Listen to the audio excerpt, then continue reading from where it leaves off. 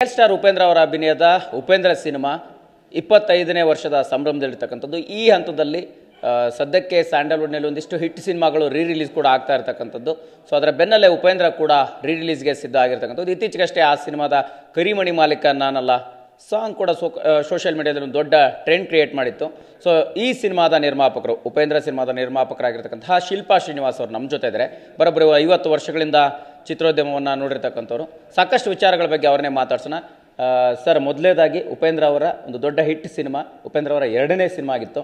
ಅವತ್ತಿನ ಕಾಲದಲ್ಲಿ ಉಪೇಂದ್ರ ಸಿನಿಮಾ ಮಾಡಿದ್ದಂಥ ಮೋಡಿ ಹೆಂಗಿತ್ತು, ಈಗ ರಿಲೀಸ್ ಮಾಡುವಂಥ ಪ್ಲ್ಯಾನ್ ಹೆಂಗಾಗ್ತಿದೆ ಅನ್ನೋಂಥದ್ದು.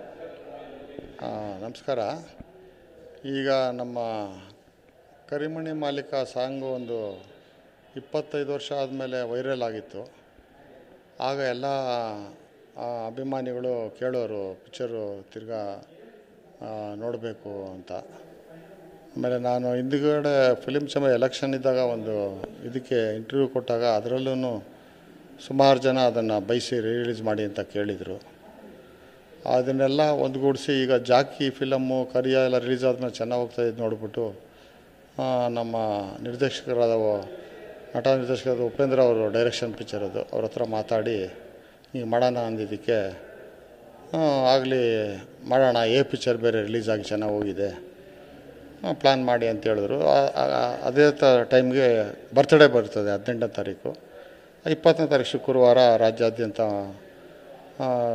ಎಲ್ಲ ಚಿತ್ರರಸಿಕರಿಗೆ ಸಿನಿಮಾ ತೋರಿಸಿ 25 ವರ್ಷ ಹಿಂದುಗಡೆ ನಾವು ಸ್ಟಾರ್ಟ್ ಮಾಡಿ 27 ವರ್ಷ ಆಗಿದೆ, ಬಟ್ ರಿಲೀಸ್ ಆಗಿ 25 ವರ್ಷ ಆಗ್ತದೆ.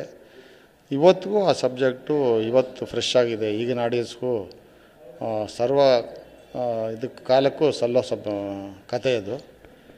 ಆಗನು ಮೇಕಿಂಗು ಇದು ಈಗಲೂ ಕಂಪೇರ್ ಮಾಡ್ಕೊಳ್ಳೋ ಥರನೇ ಅಡ್ವಾನ್ಸ್ಡು ಇದರಲ್ಲಿ ಮಾಡಿರೋ ಪಿಕ್ಚರ್ ಅದು. ಎಲ್ಲರಿಗೂ ಸಲ್ಲುತ್ತೆ ಅನ್ನೋ ಧೈರ್ಯದ ಮೇಲೆ ನಾವು ಈಗಿನ ತಂತ್ರಜ್ಞಾನ 4K ಟ್ರಾನ್ಸ್ಫರ್ ಮಾಡಿ ಪ್ರಿಂಟಿಂದ ಸೌಂಡು ಎಲ್ಲ ಇದು ಮಾಡಿ ರಿಲೀಸ್ ಮಾಡ್ತಾಯಿದ್ದೀರಿ. ಕರ್ನಾಟಕ ಆಂಧ್ರ 2 ಕಡೆನೂ ಪ್ಲ್ಯಾನ್ ಮಾಡ್ತಾಯಿದ್ದೀರಿ. ಆಂಧ್ರಲ್ಲಿ ಸ್ವಲ್ಪ ಏನೋ ಇದಿದೆ ಅಂತ ಇವತ್ತು ಲೇಟ್ ಆಗ್ಬೋದು. ಅದು ಕರ್ನಾಟಕದಲ್ಲಿ ರಿಲೀಸ್ ಮಾಡ್ತೀರಿ ಆ ಡೇಟ್ಗೆ, ಬರ್ತ್ಡೇ ಪ್ರಯುಕ್ತ. ಸರಿ.